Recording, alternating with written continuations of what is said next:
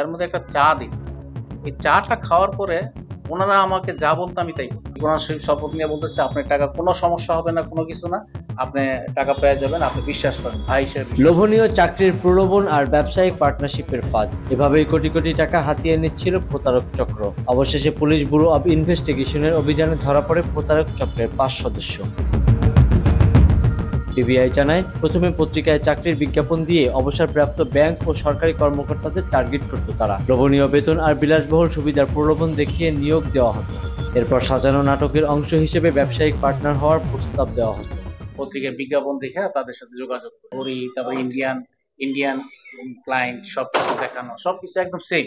ওই যে অ্যাক্সিডেন্ট হয়েছে অ্যাক্সিডেন্টের কথাগুলো বলা, এগুলো সব একই কথা। আমার সাথে বলছে যে ঘড়িগুলো আইনা তারা ওই যে বসুন্ধরা মার্কেট, তারপরে আপনার ওই যে যমুনা, তারপরে আপনার গুলশান, এই সমস্ত মার্কেট তাদের কাছ থেকে যারা এই এক্সপেন্সিভ ঘড়িগুলো কিনে নেয়, এর মধ্যে ওই স্যাম্পলের জন্য আমার কাছ থেকে প্রথম 2 লাখ টাকা নিচ্ছে। ওরাও আবার টাকা দিছে, এইভাবে দেখাইছে, সবাই আবার টাকা দিচ্ছে, আমার সামনে টাকা দিচ্ছে।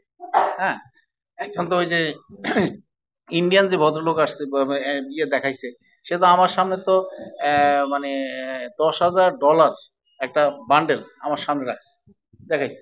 মাহবুব, ওনার নাম কিন্তু আমি জানতাম নজরুল ইসলাম, ওনার নাম কিন্তু মাহবুব জানতাম না। এক এক সময় এক এক নাম ব্যবহার করে। হ্যাঁ, তো এই নজরুল ইসলাম বললো যে আমি বেশিরভাগ টাকাই দিব, আমার কাছে টাকা আছে, আপনি 70 লাখ টাকা দেন। তা আমি কিছু, আমার কাছে এত টাকা নেই। কেন আপনি রিটায়ারমেন্টে গেলেন না, আপনি টাকা পয়সা কি করছেন? আমি তো এটা তো আমার ফ্যামিলির জন্য রাখিয়ে দিচ্ছি, আমি এটার মধ্যে হাত দিব না। কয়টার সমস্যা কি, 1 সপ্তাহের ব্যাপার, 1 সপ্তাহ পরে তো আপনি পেয়ে যাবেন। হ্যাঁ, আর এইখানে হয়েছে কি, আমি ওনাদের বাসায় যখন ঢুকতাম, ওনারা একটা কিছু আপ্যায়ন করতো, এর মধ্যে একটা চা দিত। এই চাটা খাওয়ার পরে ওনারা আমাকে যা বলতো আমি তাই করতাম। ওই যে যখন ওই টাকাটা দিল, ওই যে 70 লাখ টাকা যখন চাইলো, যে আমি কোরআন শরীফ শপথ নিয়ে বলতেছি, আপনার টাকা কোনো সমস্যা হবে না, কোনো কিছু না, আপনি টাকা পেয়ে যাবেন, আপনি বিশ্বাস করেন, ভাই হিসেবে বিশ্বাস করেন। আর আমার সাথে আবার কথা বলতে বলছে যে আমি আবার হজ করছি, এই কথাটা বলছিলাম, তো আপনি তো হজ করছেন। হ্যাঁ, তা আপনার সাথে আমরা সবাই বুক মিলাই করবো, ওই অন্য পরিবেশ করছে আর কি, ইমোশনাল পরিবেশ সম্পূর্ণ। কিন্তু আমিও তাদের কথায় যারা যা বলছে তাই আমি হা হা করছি। তারপর বললো যে তা আপনি ইয়ে করেন, ওই ব্যাংক থেকে টাকা এনে দেন। তো আমার আবার জিজ্ঞেস করছে কথা বলতে, আপনি কি লোন টোন নিতে পারবেন? হ্যাঁ, লোন টোন নেওয়া যাবে, যেহেতু এক্স ব্যাংকার ছিলাম, আমাকে বিশ্বাস করবে সবাই, লোন দিই। তো হইলো কি, আমি ওই লোন দিলাম। আমার আসার কথা ছিল মানে সকালে আসার কথা ছিল তাদের এখানে। আমি আসছিল বিকালে। এর মধ্যে আমাকে অন্তত 20 বার ফোন দিছে তারা, বিভিন্ন জায়গায়, কোথায় আপনি, কেন। তারপর ওই যে আলামিনকে দিয়া আমি কিছু লাস্টে বললাম আমার আলামিনকে গাড়ি পাঠায়। তা আলামিন বলতেছে ব্যাগ আমার কাছে না। আমি বলি, না, আমি ব্যাগ না, আমি নিতে পারবো, তোমার আপনি নেওয়া লাগবে। তো এই টাকাটা দেওয়ার কথা কি, ওই ইম্পোর্টারের কাছে আমার যাওয়ার কথা। আমি ব্যাগ নিয়ে ওনাদের গেটে গেলাম, ওই যে ইয়াতে ফ্ল্যাটের গেটে। তখন আলামিন আমার সাথে টানাটানি করতেছে, বুঝছেন? আমি ব্যাংকে কিন্তু আমার টাকার কাছে টাকা আপনি টানাটানি করেন। টানাটানি করতে, আমি কিন্তু আমার হাতে থাক না, আমার হাতে থাকলে সমস্যা কি, এতক্ষণ আমি নিয়ে আসছি, আপনি আমার হাতে নাই। বাই দিস টাইম ওনাদের লোক একজন চলে আসে। অফিসার সামনে আসছে, কি ব্যাপার, আপনার টানাটানি করে আসেন, ভিতরে আসেন।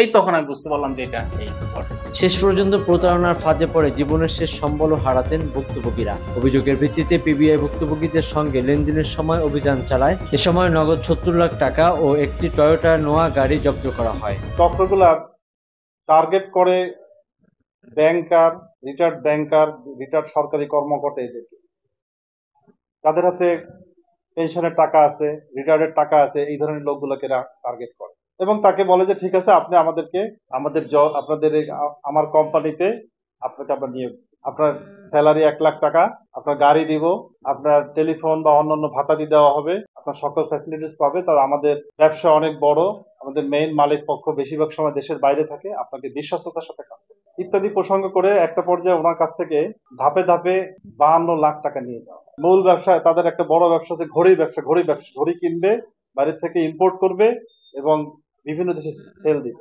বাংলাদেশ সহ অন্যান্য দেশে, ইন্ডিয়া এবং অন্যান্য দেশে সেল দিবে। এবং তাকে বিশ্বাস করার জন্য ইন্ডিয়ান লোকও একজন সাজায় নিয়ে আসছে এবং সে 3 কোটি টাকার একটা চেক দিয়েছে, তার সামনেই দিয়েছে, যে তারা অ্যাডভান্স দিচ্ছে ঘড়ি নেওয়ার জন্য, কাস্টমার আছে।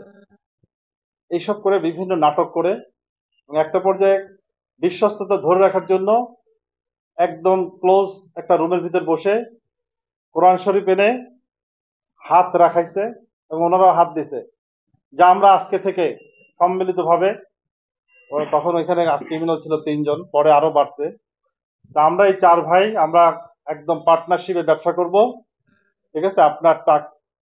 আপনার যে চাকরির যে বেতন সেটা পাবেন, আর লভ্যাংশ যেটা পাবেন সমান হারে আপনি পাবেন। এবং এইভাবে করেই তাকে আইওয়াশ করা হয়েছে এবং তার কাছ থেকে একে একে 52 লাখ টাকা নেওয়া হয়েছে। হঠাৎ উনি দেখে যে ওনার একদিন গিয়ে দেখে যে অফিসটা বন্ধ। জিজ্ঞেস করলো গেল কোথায়, বলে যে তারা তো বাসা ছেড়ে চলে গেছে। তো জনগুরুত্ব বিবেচনা করে আমরা বিষয়টাকে ডিল করার জন্য গ্রহণ করি, নানাভাবে গোয়েন্দা তথ্য লাগিয়ে এবং আমাদের অত্যাধুনিক টেকনোলজি ব্যবহার করে আমরা তাদের ট্রেস করার চেষ্টা করি। একটা পর্যায়ে আমরা দেখি যে পল্লবীতে একটা জায়গায় এদের মুভমেন্ট আছে, এবং যখন আমরা তাদেরকে পল্লবীতে ট্রেস করি তখন আমরা দেখি যে তারা আরেকটা গ্রুপের কাছ থেকে টাকা নেওয়ার জন্য তাদের সমস্ত কিছু প্রস্তুতি হয়ে গেছে। এবং আমরা ওই পর্যায়ে পল্লবীর এলাকা থেকে আমরা এই চক্রের একজনকে গ্রেফতার করতে সক্ষম হই। গতকালকে সর্বশেষ আমরা তাদেরকে মগবাজার এলাকা থেকে আমরা তাদের ট্রেস করি এবং যে দেখতে পেলাম যে আরো একটা চক্র তারা টাকা দেওয়ার জন্য প্রস্তুতি নিয়েছে। আমরা তাদেরকে গ্রেফতার করতে গিয়েছি, একই সময় গ্রেফতার করতে গিয়েছি অন্য পক্ষের বাদী পক্ষের মামলার বিষয় ভিত্তিতে, কিন্তু আমরা দেখলাম যে একই বিষয়ে একই ধরনের ঘটনায় আরো একটা পক্ষ প্রতারিত হয়ে তারা 70 লক্ষ টাকা দেওয়ার জন্য প্রস্তুতি নিয়েছে। তো আমরা এই টাকা সহ আসামি সহ গ্রেফতার করি। সেখান থেকে আমরা তাদের যে প্রতারণার কৌশলে বিদেশি ঘড়ি, র্যাডো, রোলেক্স, ওমেগা ইত্যাদি ঘড়ির আমরা কিছু স্যাম্পল পাই, যদিও এগুলা আমার কাছে মনে হয়েছে এগুলা 2 নম্বর ঘড়ি, অরিজিনাল না। এগুলা প্রতারিত করার জন্য, মানুষকে ভুল বোঝানোর জন্য অল্প টাকায় কিনে বাহারিভাবে সাজানো এবং দেখায় যে তারা বড় বিজনেস করতেছে। আমরা এই চক্রের এই পর্যন্ত 6 জনকে গ্রেফতার করেছি। দীর্ঘদিন ধরেই একই কায়দায় প্রতারণা চালিয়ে আসছিল এই চক্র। তাদের বিরুদ্ধে রয়েছে একাধিক মামলা। দেখলাম যে এই চক্রের ভিতরে একটা নারী সদস্য রয়েছে, সেই ক্ষেত্রে তারা নারীকে ব্যবহার করছে বাসা ভাড়ার ক্ষেত্রে। এই নারীকে কখনো পরিচয় দিয়েছে বোন হিসেবে, কখনো পরিচয় দিয়েছে কর্মচারী হিসেবে, বিভিন্ন ভাবে। আমরা পরপর 3টা পেয়েছি, এই 3টা ঘটনাস্থল পেয়েছি যেগুলা তারা ব্যবহার করেছে অফিস হিসেবে, এবং প্রত্যেকটা ক্ষেত্রেই এই নারীকে তারা ব্যবহার করেছে বাসা ভাড়ার ক্ষেত্রে এবং বাসার সেফটির ক্ষেত্রে এবং গোপনীয়তা রক্ষার ক্ষেত্রে তারা ব্যবহার করেছে। প্রতারক চক্রের এই লোভনীয় কৌশলের ফাঁদে পা দিলেই যে কেউ হতে পারেন প্রতারণার শিকার। তাই সতর্ক থাকার পরামর্শ দিচ্ছে আইন শৃঙ্খলা বাহিনী। দেখে অবাক হয়েছি যে প্রতারণার ফাঁদে পড়ে মানুষ কত দ্রুত লাইন দিয়ে টাকা বস্তা নিয়ে দাঁড়ায় থাকে, মানুষকে কতটা হিপনোটাইজ করা হয়। আপনারা আমাদের সহযোদ্ধা, আমরা বিশ্বাস করি জনগণকে উদ্বুদ্ধ করার জন্য, তাদের সচেতন করার জন্য আপনারা এই বিষয়গুলা আপনাদের কলমের মাধ্যমে এবং আপনাদের লেখনীর মাধ্যমে আপনারা তুলে ধরবেন, আপনাদের নিউজের মাধ্যমে তুলে ধরবেন। মেহেদী হাসান মুয়াজ, দেশ সময় নিউজ এই ডেস্ক। চক্রের এই পর্যন্ত 6 জনকে গ্রেফতার করেছে।